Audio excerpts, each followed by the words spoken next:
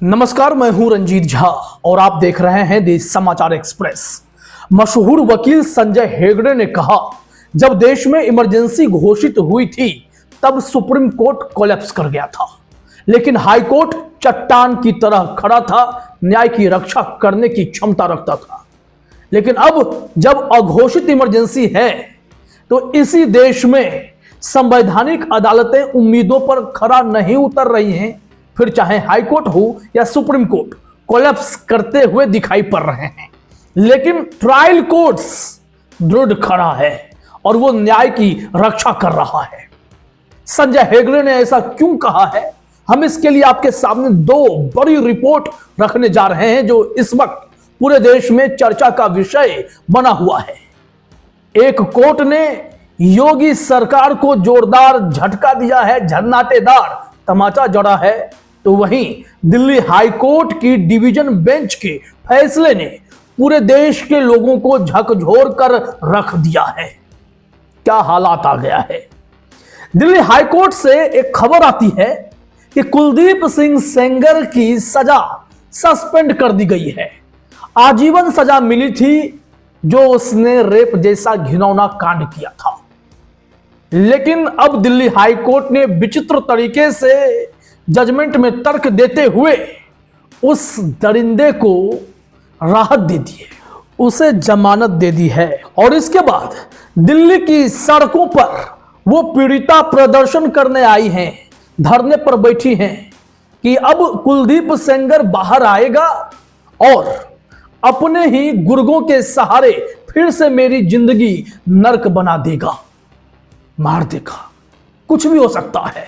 कि कुलदीप सेंगर को high court से जमानत दे दी गई। मुझे बहुत दुख है कि मेरा परिवार कैसे सुरक्षित रहेगा, क्योंकि मेरे 5 किलोमीटर के दूर कराएंगे। उनके आदमी तो दूर नहीं है, उनके आदमी तो मार देंगे आके। वो तो अपना रिकॉर्ड तो अच्छा दिखाएंगे, लेकिन उनके आदमी सारे बाहर हैं। तो आप लोग मेरा सपोर्ट करिए ताकि हमें न्याय मिल सके और उस दरिंदगी की बेल खारिज हो जाए। लेकिन यह भी अभी फैक्ट है कि फिलहाल तो कुलदीप सेंगर बाहर नहीं निकल सकता, लेकिन हाई कोर्ट ने उसके बाहर निकलने के दरवाजे खोल दिए हैं। कैसे खोल दिए हैं हम आपको सिस्टेमेटिकली बताने जा रहे हैं। लेकिन अब ऐसे कृत्य पर, हाई कोर्ट के ऐसे कृत्य पर सीजेआई सूर्यकांत खामोश बैठे पड़े हैं। क्या इस दौर में सुप्रीम कोर्ट हाई कोर्ट के ऐसे फैसले पर नजर बनाकर सुओ मोटो नहीं कर सकता है? क्या सुप्रीम कोर्ट डायरेक्टली इस फैसले को साइडलाइन नहीं कर सकता है, सेट असाइड नहीं कर सकता है, चाहे कोई अपील करने जाए या ना जाए? क्या कर रहे हैं सीजेआई सूर्यकांत? देखिए, ऐसी खबर है जिस पर प्रशांत भूषण जैसे वकील कह रहे हैं कि ज्यादा समय नहीं बीता है, कुछ ही समय पहले की बात है कि दिल्ली हाई कोर्ट को बेस्ट हाई कोर्ट में गिना जाता था पूरे देश में, क्योंकि यहां पर मोस्टली ईमानदार जजेस होते थे। लेकिन आज की तारीख में यह सबसे घटिया हाई कोर्ट है। उन्होंने सीधे लिखा है, today it is one of the worst. The virus of corruption has spread rapidly in this high court. उन्होंने सीधा एग्जाम्पल दिया, यशवंत वर्मा का केस ही आप देख लीजिए। और उन्होंने वो वीडियो साझा किया है जिसमें वो रेप पीड़िता रो रही हैं। आखिर भाजपा से जुड़ा हुआ यह नेता अपनी ताकत का कितना प्रयोग करेगा और जुडिशरी, हाईकोर्ट जैसी ताकतवर जुडिशरी ऐसे इस दरिंदे को राहत देने का काम करेगी और इसके लिए बाहर निकलने का दरवाजा खोल देगी? जरा समझिए कैसे। फिर हम आएंगे उस पर कि कैसे योगी सरकार को झटका लगा है, वो रिपोर्ट भी बताएंगे, और क्यों संजय हेगड़े कह रहे हैं कि इस वक्त ट्रायल कोर्ट ही न्याय की रक्षा कर पा रहे हैं, बताएंगे आपको। क्रोनोलॉजी समझना पड़ेगा आपको। कुलदीप सिंह सेंगर मामले में ट्रायल कोर्ट ने आजीवन कारावास दिया था क्योंकि एमएलए को पब्लिक सर्वेंट मानकर एग्रीवेटेड ऑफेंस पॉक्सो सेक्शन 5 लगाया गया। लेकिन दिल्ली हाई कोर्ट ने कहा कि इन्हें पब्लिक सर्वेंट नहीं माना जाएगा और जो एग्रीवेटेड का मसला है वो भी खत्म हो जाएगा। और आप जानते हैं कि दिल्ली हाई कोर्ट ने 23 दिसंबर 2025 को प्राइमा फेसी कहा कि एमएलए पब्लिक सर्वेंट नहीं, इसलिए एग्रीवेटेड नहीं बनता, जबकि ट्रायल कोर्ट ने उन्हें पब्लिक सर्वेंट मान लिया था। अब नतीजा क्या निकला? अपराध basic penetrative assault section 4 POCSO के तहत पहुंच गया, जिसकी न्यूनतम सजा 7 साल से 10 साल है। 2017 के समय के कानून के अनुसार फॉलो करें तो संशोधन 2019 में हुआ था, तो अपराध इनका पॉक्सो सेक्शन 3 में जाकर बना है, जैसा कि जज साहब ने कहा है। कोर्ट ने एग्जैक्टली क्या कहा है वो भी सेंटेंस हम आपके सामने स्क्रीन पर रख देंगे, लेकिन जो मैं बेसिक सिस्टम आपको बता रहा हूं, क्रोनोलॉजी बता रहा हूं, वो समझिए। हाईकोर्ट ने अब क्या किया? हाईकोर्ट ने पब्लिक सर्वेंट और एग्रीवेटेड मामला खत्म करके इस सजा को कम कर दिया। हाईकोर्ट ने लाइफ सेंटेंस को अपील लंबित रहने तक सस्पेंड कर दिया और बेल दी थी। मतलब इस केस में अब उन्हें जेल नहीं काटनी। अगर अपील में दोष सिद्धि बनी रहती है तो सजा सिर्फ 7+ साल ही होगी, जो कि सेंगर खुद काट चुके। अब इससे क्या होगा कि इस केस का हिसाब ही लगभग खत्म है। वे 7 साल 5 महीने जेल काट चुके हैं अप्रैल 2018 से काउंट करें तो, जो इस सजा में अब काफी हो चुका है। तो जिसमें लाइफ टाइम की सजा थी उसमें तो ये बच निकले हैं। अब देखिए होता क्या है, जो कस्टोडियल डेथ का मसला है, यानी कि रेप पीड़िता के पिता के मर्डर केस में भी कुलदीप सेंगर को 10 साल की सजा मिली थी।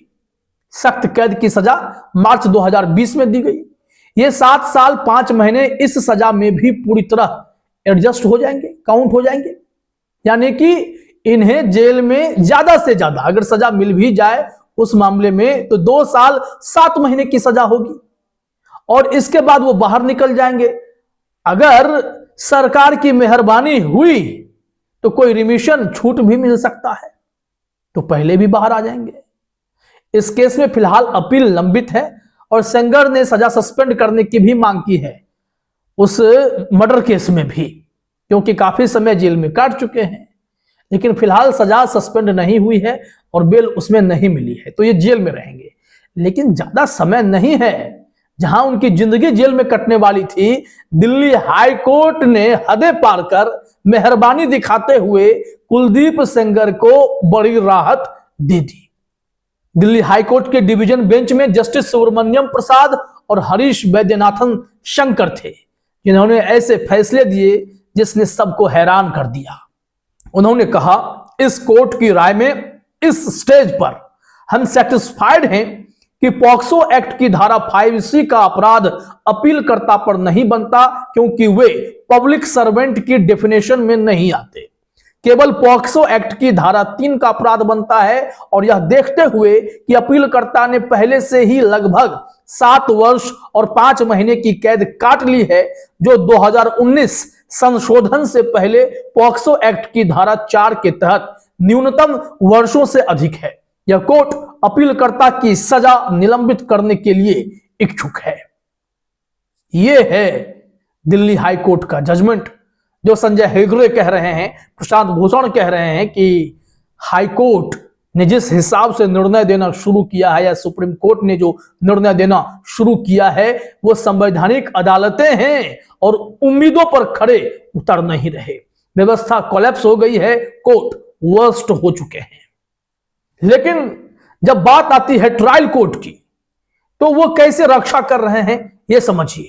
यूपी की सूरजपुर फास्ट ट्रैक कोर्ट ने योगी सरकार के मंसूबे पर पानी फेर दिया, करारा तमाचा जड़ा। कैसे, समझिएगा।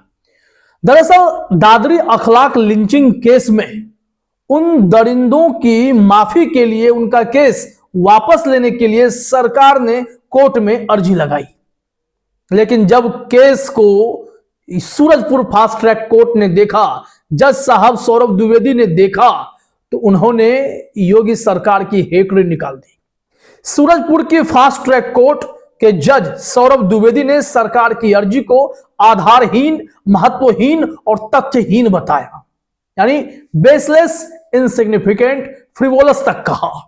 कोर्ट ने कहा कि अर्जी में ऐसे कोई ठोस आधार नहीं दिए गए हैं जिनसे यह साबित हो कि मुकदमा वापस लेना न्याय के हित में है या उचित है। उन्होंने कहा कि मर्डर समाज के खिलाफ अपराध है और ऐसे गंभीर मामले में वापसी की अनुमति नहीं दी जा सकती। सरकार ने जो दलीलें दी थी, जैसे गवाहों के बयान में कथित असंगति, हथियार का ना मिलना या पहले से कोई दुश्मनी ना होना, उन्हें कोर्ट ने अपर्याप्त माना क्योंकि ट्रायल चल रहा है और एक मुख्य गवाह अखलाक की बहन शाइस्ता का बयान पहले ही दर्ज हो चुका है।